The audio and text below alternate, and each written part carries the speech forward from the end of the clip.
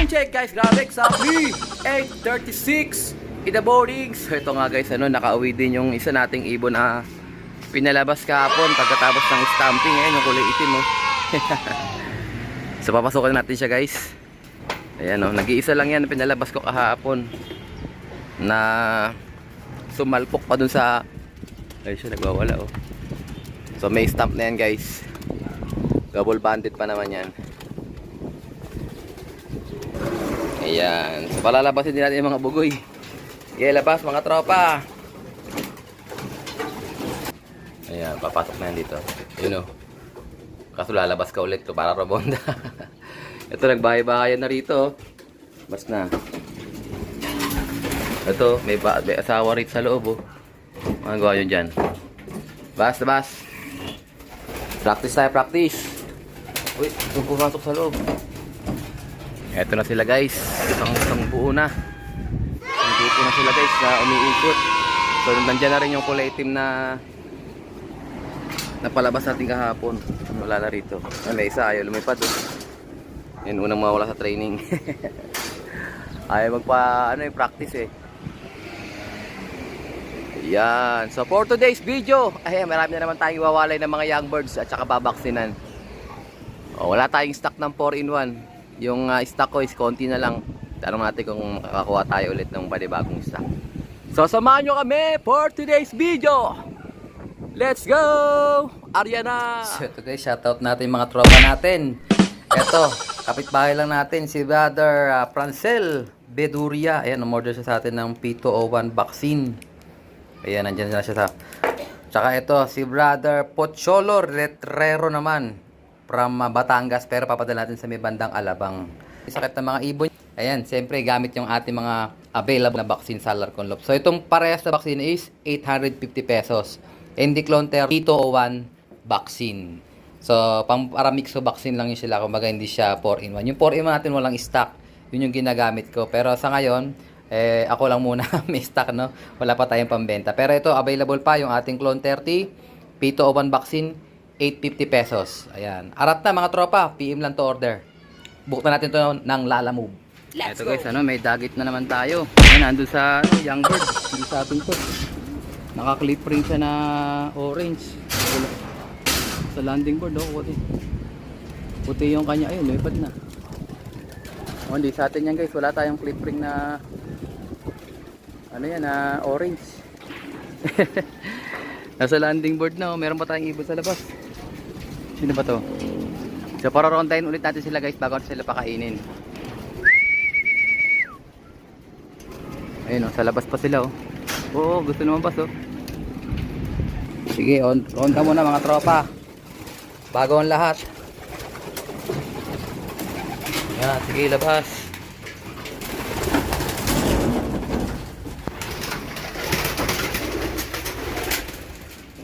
Yan yung itim guys na kauuwi lang kaninang umaga. Palabasin ko nga itong mga nandito. Ayan, sige labas. Ayun o, tuloy-tuloy o. May nakatambay pa doon sa labas. Ayan, shoutout natin si Brother Jassy at saka si Brother Julio. Ayan, kabibili lang nila sa atin ng sandamukal. Sandamukal na patuka. Walong sako. Ayun ang mga ibon natin guys. Ronda sa umaga, ronda sa tanghali, ronda ngayon sa hapon, alas 4. Ayan, so takal na yung kanilang mga patuka ito. So bali ang takal ko, 3 takal na lang. Kasi pinakain ko na sila kaninang umaga ng 1 takal. Bali 4 na takal. Ayan sila guys. Meron tayong isang ibon yata na ayaw lumonda eh. O kanina pa sa labas to. Ayun o. Tsaka yun o. Ayaw lumabas eh. Gawin natin sila. Kailangan kasi makapagsabayan sila eh. Walang takot oh. Maunang mawawala yan sa race pagdating ng panahon. Pag ganyan. Ayun oh. Ewan ko sa atin pa yan o dagit lang yan. Tignan natin guys. Ngayon sasarado ko to kasi lagi tayong natatambayan ng ibon kasi naiiwanan kong bukas yan. Ayan, pagka umaga lumalabas sila diretso. Pero ngayon hindi ko na sila hayaang tumambay. Kailangan pumasok sila sa loob. Yung iba naman ayaw lumipad eh. Sila oh. Good luck kila Brother Jazz at Brother Julio. Mga tropang kalapatids natin from San Pedro, Laguna. Yan oh. Solid yung kanilang lipad guys. Kailangan nilang lumakas kasi naghahabol tayo ng training. Ang CSW guys, may training na sila sa July 2. Ewan ko yung WPFC, doon tayo sasakay sa WPFCU. Ano kayang araw sila magpapatraining. Pero siyempre magki-self toss din muna tayo. Para at least mabatak din yung mga ibon natin sa bitaw. Wag diretso sa track. Tsaka abangan nyo guys, magbabaksin tayo ng ating mga ibon na panlaban. So baksin tayo pagkawalay. Baksin tayo ulit bago mag track training. Para talagang protektado yung mga ibon natin. Ayan oh. Ganda ng lipat nila oh. Merong hindi lumipad eh. Sana ba yun? Baka lumipad na. Nahawa na. Ito to, nakahiwalay oh. Hindi pa siya sanay sa atin siguro. Ayan. So silipin naman natin yung mga panlaban natin dito sa kabila. Baka may umuwi tayong summer. Summer warrior. Ito updated sa mga sipunin natin. Ayan oh. Medyo okay na sila. Ito gamit natin guys, Master True Pills. So yung binigay sa akin ni Idol MP Lop, ubos na. So nagbukas na ako guys oh. Talagang legit gumagamit tayo nito, Master True Pills oh. Sa isang bote 30 ang laman, 280 pesos. Ayan, medyo magaganda na sila, magaganda na yung mga itsura nila. Hindi na sila lulugo-lugo. Meron pang konti sa mata nila, mga parang muta-muta, pero pagaling na rin yan. Ayan sila guys, umakyat lalo, tumaas oh. Umarya lalo guys. Hindi natin ito mga nandito. Summer Warrior, nandiyan ka na ba? Wala pa rin, 5 pa rin sila guys. So itong 5 na to, ito yung binitawan natin sa ano, Batangas. Yan o, yan 5 na yan. Lahat yan is kasali sa derby, nagbutas. Ang next lap natin, Pinamalayan, Mindoro. So baka sa Friday na loading. Baka mag-toss tayo bukas. Tingnan natin kung saan tayo pwede mag-toss. Ayan. Ayan si Opal. So pararondahin ko rin sila guys para at least mabatak din sila. Lipad. Ayan, kasama sila sa lilipad. Tapos papapasukin ko na itong mga bugoy natin. Para makakain na itong mga south natin. So guys, bagong akyat oh. Yung ating Jansen Relax. At saka yung isa, ano bang ibon to? Kalimutan ko na. So tara guys, tawagin natin yung mga ibon natin dito sa ano, sa apiary. Papasok na yan guys, marunong na yan sila pumasok eh. Ayan oh.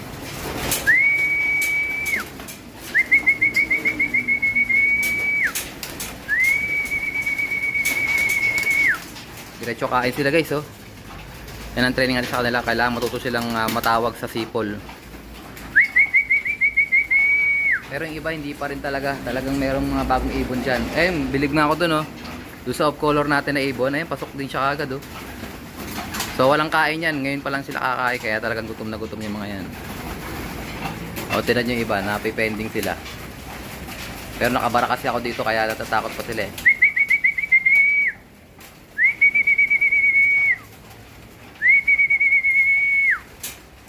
Ayan yung grizzle guys oh. Mulawin yan. Congrats kay Brother Mulawin Kingslop, Lentoy Culio. Lap winner ng Katarman Samar. Ayan oh, kanina sanay sila guys oh. Ayan oh, line nung Lentoy Culio natin yan. Mulawin Kingslop. Lakas kumain oh.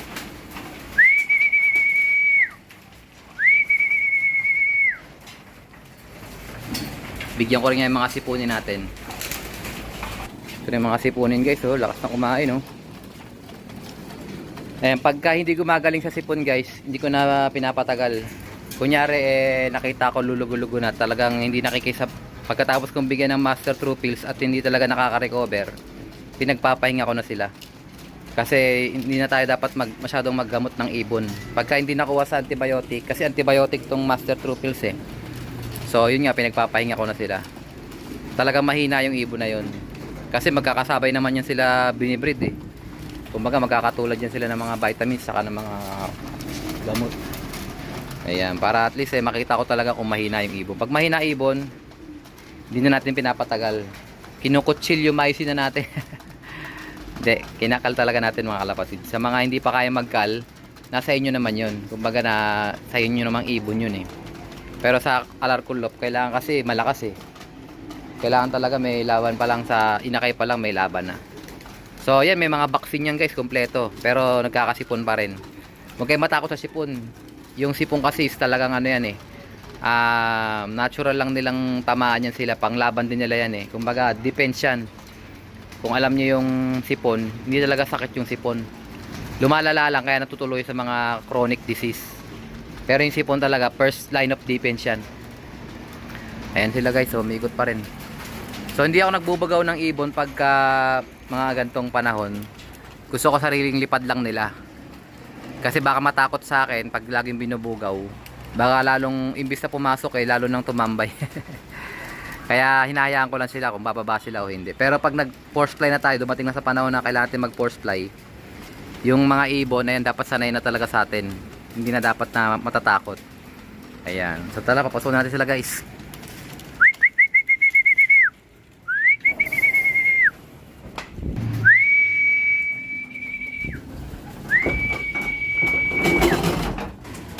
Bigyan na silang patuka guys. Ganyan na lang bigay para maakay sila papasok. Ayan oh, grabe oh.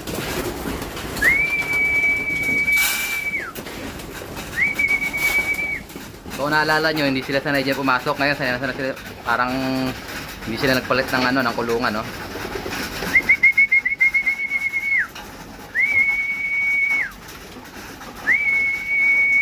Tuloy-tuloy na guys oh. Oh, ito mautak oh. Diyan dumadaan oh.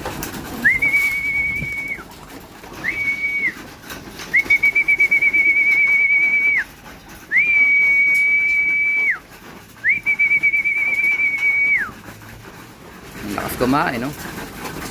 Ikaw, susorkat ka pa ha. Yung iba gusto sumorkat eh. Gusto dumaan sa illegal na daan eh. Ayan, mapapansin nyo may mga tatak na yung mga ano natin, CHPA.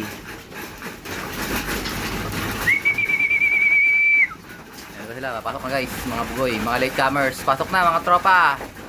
Maubusan kayo.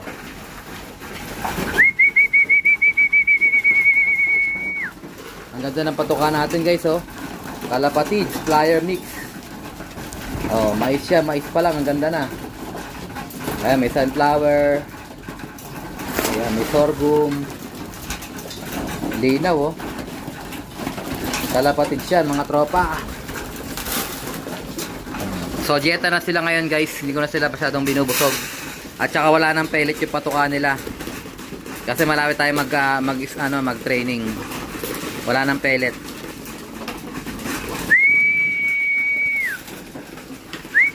Ito kapatid ni Opal oh. May ano na rin, may stamping na rin. Kayo mauta kayo ha. Ito yung ayaw lumipad kanina guys oh.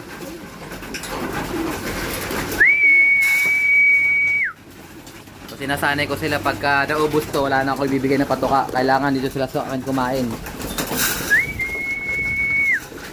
Dahil may ilap na mga ibon at masanay sila sa akin.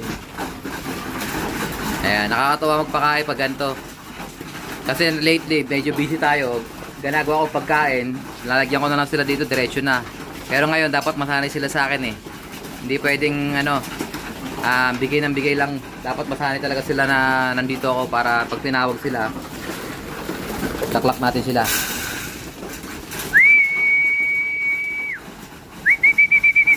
Yung iba dyan nasa labas pa rin, ayaw pumasok. Ayun, yung mag-asawa na yun oh. Oh, sanay kasi yung kumain yung mag-asawa na yan doon sa baba. Ayan o, nag-aasawa niyan dyan eh oh. Oh. Kaya nangyayari, sanay silang magpahuli ng kain kasi hindi sila nagugutuman. Unlike ng mga tropa dito, nagugutuman sila. Ayan.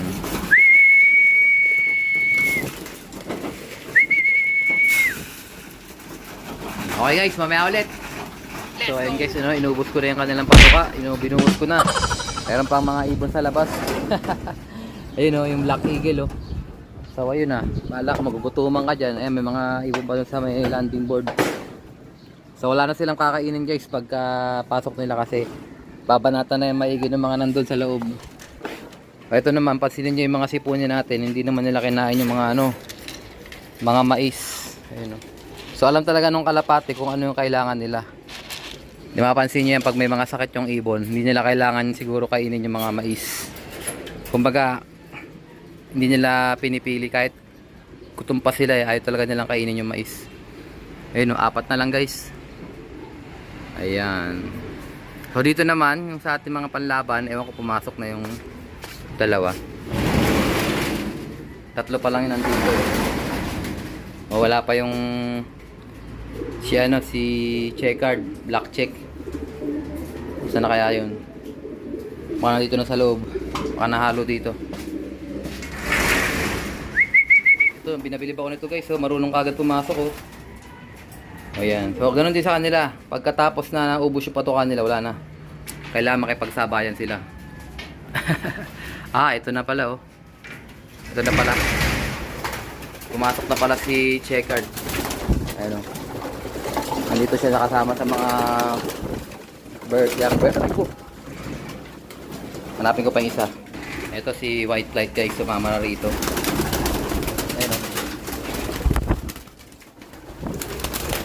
Yan! Panlaban natin to guys. Tutos natin sila bukas, God willing. Kailangan may tos para at least may laban-laban.